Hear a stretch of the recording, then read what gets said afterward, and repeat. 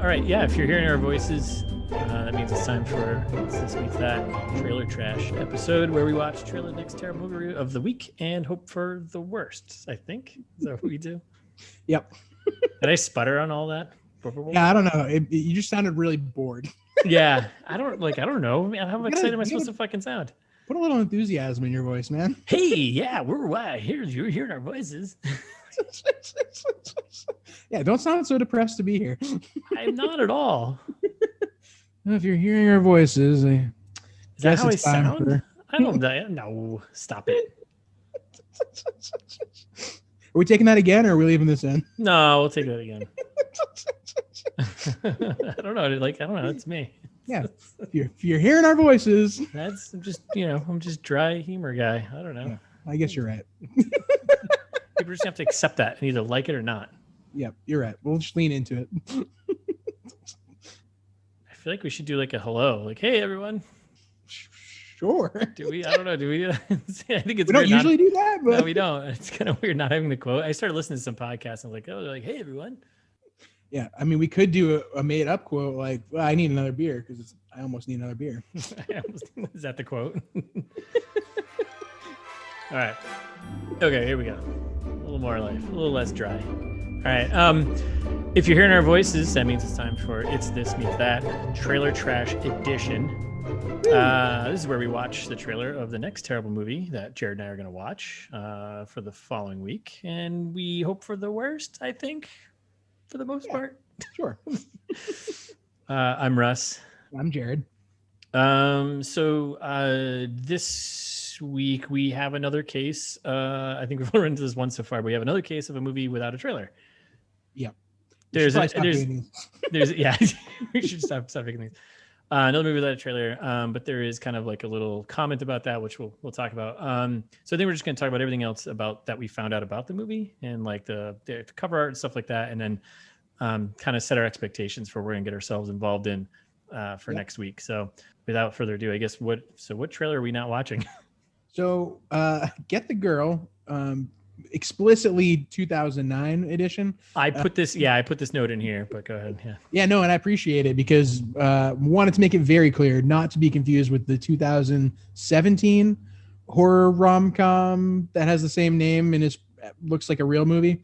Yeah, at least it looks, yes. Yeah, definitely. It definitely looks a little bit more of a real movie than this. Yeah, so if we say Get the Girl 2009 a lot, it's because we're making a reference to the other one, probably.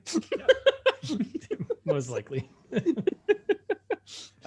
So the premise of this one, a young man who's trapped in a small town finds escape in the video game Guitar Master and soon learns how to use it to win the heart of a beautiful girl. All right. Sure. Yeah, I've seen this movie too. It's called Freshman Year of College. Yes, this has been done before. And it's got a great tagline though, right? It goes from zero to Guitar Hero. Yeah. Maybe. I don't. It's great gem of a line, but usually we just go through whatever trailer we find, but since we don't have that, we basically just went and searched for as much of this movie we could before actually watching it. Kind of went down a few rabbit holes, I would say. Yeah, this movie became more interesting than I thought it was going to be when we started looking for. So we couldn't find a trailer at all until I found a trailer.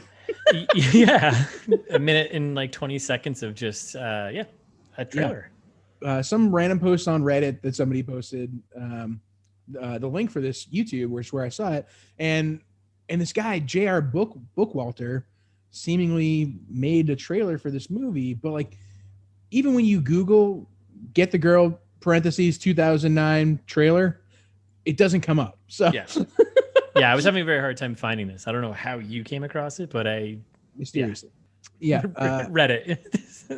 Yes, thank you. To save the day. And yeah, the minute that we watched here, I think either I've seen the entire movie or I've seen nothing. Yeah, I'm leaning towards we saw the entire movie. So yeah, I think we decided not to use it because it's not an official trailer for the movie. Right. Either this guy's a hardcore fan, but I think we'll talk about how we think he's involved here. But well, let's talk about it now. Oh yeah, I was talking about right now. Well, I was gonna say, I was gonna talk about the rest of his YouTube channel though. Is a bunch of other trailers for like movie, like bad movie, like just bad movies. Which I think either he's just a fan of like editing. I think he's got an IMDb page, but he just edits. He does it with a lot of credit. He has a lot of production credits. Yes. So it seems like this guy is a guy with a checkbook and plenty of time. Yeah. Because he's got a ton of production credits. Like Russ was saying, he makes seemingly a bunch of trailers for like all of these, indie movies, and it could have been commissioned by the movies. You know what I mean? It could have. My real assumption is that he's actually using this as like some kind of a lead gen for himself. Okay. I made this trailer for your movie. Don't you want it to be involved and me to be a producer? Yeah, because so we started diving into it. We went to a serious rabbit hole here. So with this guy, and on the page for this trailer on YouTube, he's got a description of the movie, and it's like seems like it's legit. And then there's like he says a client, and he's got a client listing, right? And it's for I think it's Maitland Primrose Group. Yep. And whatever, moving pictures, whatever. So we went the next step, found this Maitland Primrose Group, and they're in real estate. Yeah, like these apartments look great. Yeah, I'd live there.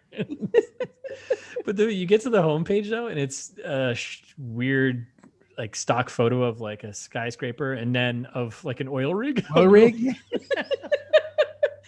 what? Yeah. And also, I like how they operate mostly in California and Arizona. Arizona, yeah. Okay, yeah, big Scottsdale guy. Yeah, and so this whole thing is like their website's all about like their real estate firm, and they've been around. They got a lot of dates here, a lot of years. And at the very bottom, they talk about how as of 2013, their real estate is their focus, but there's an add-on to filmed entertainment investments, right? And advisory services rounding out the firm's business. Yeah. Now, keep in mind that Get the Girl came out in 2009, so maybe since 2009, maybe this is the movie that made them give up a little bit. Like I know they're still advisorying, but I don't know. Something doesn't add up here. It doesn't either. Just when we thought we were getting out of the money laundering thing, this kind of just pulls us right back in. I'm going to throw it out there. Sucks you right back in. Yeah. Right back. Like you can't escape it, Like this has just got all the mixings for it, right? All the ingredients. Yeah. I think, we could take this opportunity to ask our listeners, if you know anything about money laundering in indie movies, please send us an email. It's thismeetsthat@gmail.com. Yep. So that's the weird thing we found. That's fun. And there's also even more fun is we came across Mr. Bookwalter's blog. Yeah. Formerly a prolific blogger. Formerly. So I wouldn't.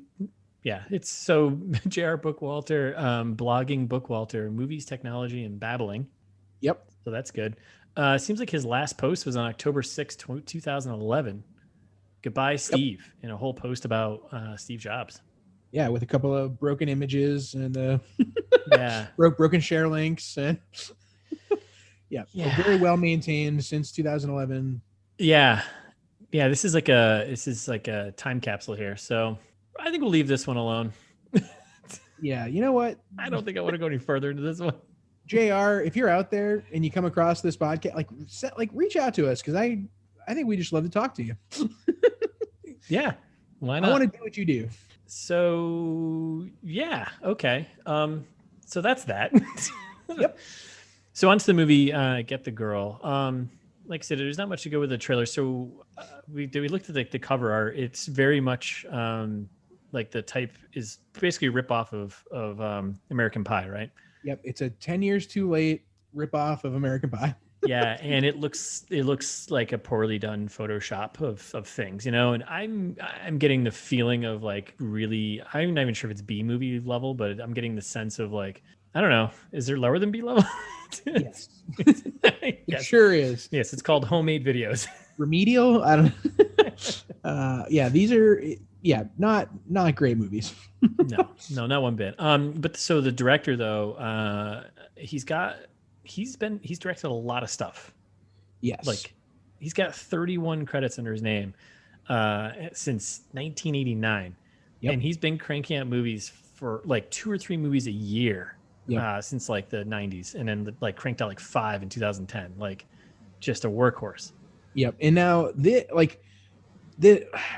I think this, since we're talking about how prolific this guy is, we have to talk about it now. I know you got a little bit later on, but the mockbuster bit. So I had never heard of this until you said it. Yeah, so I went down a little bit of a rabbit hole here, internet rabbit hole. So I dug up like the production companies for this movie and found like their catalog of movies, then looked at like the director's catalog of movies, and it's like, oh, these are all these like really campy, bad, sleazy horror movies that are like, kind of B-level, kind of exploitation movies, kind of in the same vein as like the trauma stuff, which I like. Yeah, I mean, some of it's fun. It's just like stupid fun stuff. But then I didn't know, so I knew this was a thing, but I didn't know there was like a whole category for it. And like one of the production companies like calls out that they actually do this.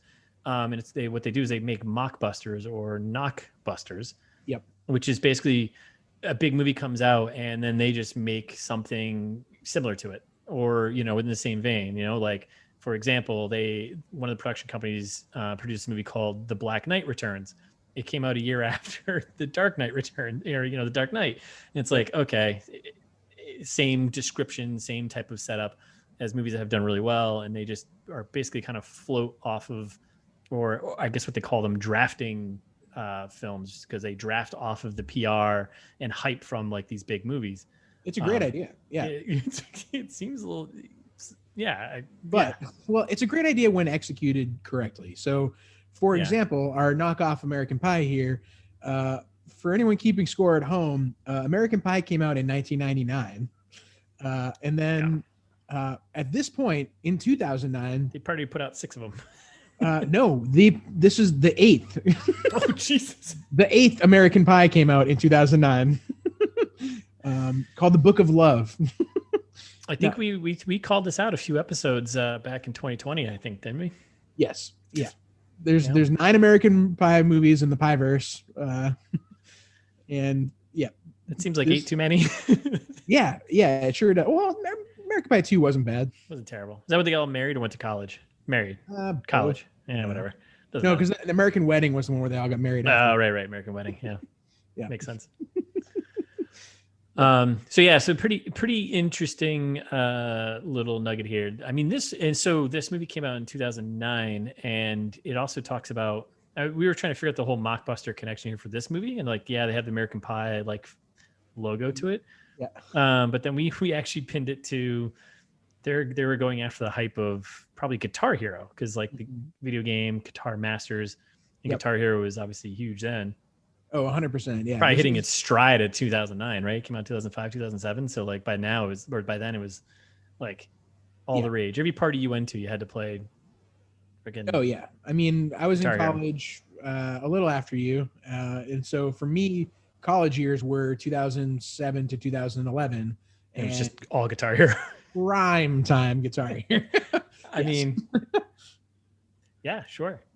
So I think that's where they're kind of mock busting the old, trying to take advantage of that stuff. So, yep, trying to capitalize on anything, anything you possibly can to sell your movie. So, and I think we can go. We can go a little bit further into this. Like, so the production companies are involved, which one of them is there's 3 of them. One in particular is Sterling Movie Factory. Yeah, tell me more about Sterling, because oh man, I went on a deep run here. Yeah, their website is fantastic. Oh yeah, absolutely. This is like a flashback to like early 90s websites, right? So I made a website that looks like this. Yeah, it's called I think in 2001 I made a website that looks like this. Yes. Mostly text with some like word art. SterlingMovieFactory.com is the website for Sterling Entertainment. I guess maybe SterlingEntertainment.com was taken. Sure. And it's David Sterling, who it's a premier producer for hire of low budget filmmaking. He's produced over 50 films in a micro budget, and micro budget ranges from $10,000 to $100,000, all of which have made money. All 50 of his movies have made money. I love everything about this paragraph, but mostly calling yourself a producer for hire, like making it known that you're a bounty hunter of movies. It's like, yeah, I'll do anything for money. Sure. Yeah, pretty much. And then there's some great nuggets in here too. Next paragraph. For example, next paragraph. Many of the movies are available on DVD and VHS. Yep. Okay. In rental stores, video rental stores. Yep. In retail outlets such as Blockbuster, Hollywood Video, Tower Records, Best Buy, Virgin Megastore, Warehouse Music, Fry's, and video stores all over the U.S. Yep. All of which definitely still exist. Yes. So nothing weird about that whole paragraph. Nope. They've also distributed movies throughout the world with sales in Japan, Russia, and China, just to name a few. Yep. That's what they wrote, by the way, not me. That's not me ad-libbing there. That's what they wrote. Yeah, countries much, Rush? Come on. Just to name a few. Videos are viewed, films are viewed on cable everywhere. So yeah, he's a producer. He's been in it for 20 years. He started working in the Midwest as a mobile DJ at parties in high school. Love it. Story of my life. Who didn't? Yeah, right. We all started as a DJ in the Midwest. Everyone's got that, right? More or less. But his background's pretty, he's got a lot going on. He ran a stage light business working with rock and roll bands, learned all the aspects of the entertainment business, included running teen disco, parties, and working on America Marketplace. Okay. I don't know what that is. Oh, it's a teleshopping show that was broadcast nationally. Oh, man. Should probably always finish reading the sentence and know what the clause after. Yeah. Yeah. But he's been worked with a bunch of musical acts, including The Offspring. Which, awesome. I love The Offspring. Yeah. One of my favorite bands. So I want to talk to this guy too. David Sterling, if you're out there, hit us up. Please. Yeah. And then he pivoted, it sounded like. He also started making movies. Within 12 years, he produced over 50, all of which made money. Yeah. Well, and the reason why we have to tell us all of these made money is because we're gearing up to sell us a class. Right. So now my favorite part. Yeah. Part of the website, you can learn from the best from Sterling Movie Factory. So he's got 3 packages here where you can learn how to make, shoot, produce a micro budget film and make money. What was the movie a few weeks ago? I was just trying to think of it that we watched that also did this. Oh yeah. Well, that was a weird, like, that was like, I don't know. That was like a weird cult, like marketing pyramid scheme thing, wasn't it though? Yeah, we were really far down the hole on that one. Oh, was man. Was it swiped? It might've been. I can't remember. Listeners, if you remember, yeah, please send us an email. If you can remember what movie we were talking about, send us an email. It's just me at gmail.com.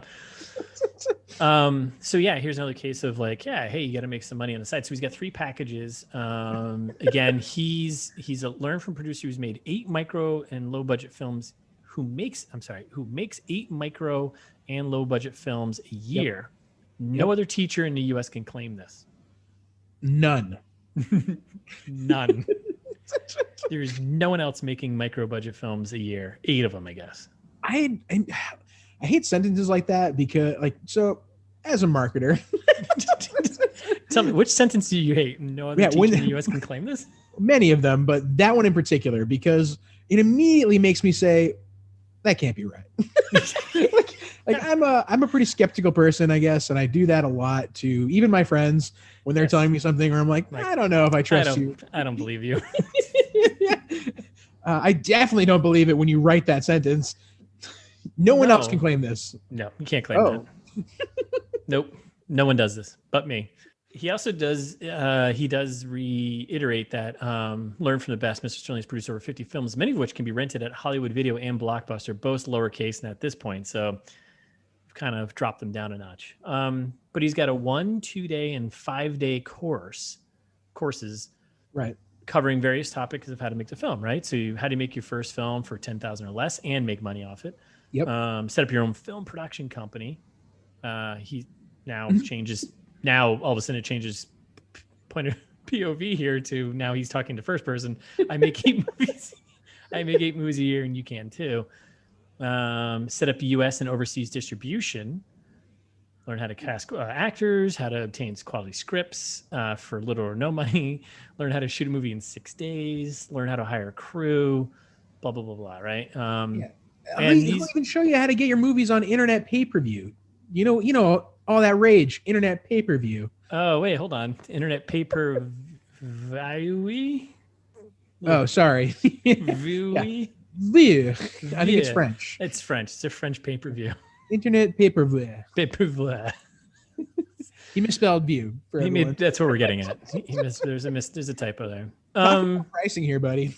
Let's get into. I'm good into pricing. I feel like I should be selling this for him. Yeah. We're getting into pricing. So spend a full day one-on-one with Mr. Sterling himself. Learn how to make a movie for $10,000 or less for $400 for one day. Not bad. A bargain at any price. Package 2, up in the ante a little bit here, but it's completely worth it, my friend. It's $750 for 2 days. Okay, sure. That's a $50 savings off the 1 day package. Wow. Yeah. You learn some other stuff. You learn how to distribute in video stores in the US and overseas. Incredible. Yep. And then finally, package 3, the deluxe package for $1,750. Okay. Yep. It's $1,000 more than package 2. You get a full week, full 5 days, one-on-one with Mr. Sterling, and how to make a movie, ship it, make it, direct it, do it, all of it. Incredible. Yeah. So this is a gem. This is probably the best find. Yeah. I mean, and $1,750 is really a bargain when you think about it for 5 full days. Yeah. Like think about, I don't know, before taxes and healthcare and all the other expenses and whatever else, I'm probably making a few $100s a day. This money makes you money real quick. Quick. $1,750 for 5 days. What a bargain. Right. I wonder if we can add a bunch of this. Yeah, we'll work on that. It's fine. We've spent I don't know 10 minutes now. Yeah, it's fine. This is the end of the whole thing, so it's okay. We can keep going. There's some good gems in here. This is good. Yeah, $1,750. I wonder if we can convince him though to hey, hold the cost, have us join your class for the week, and consider that an investment into the movie we're going to make, which will still make you money. Right. It's all about bartering.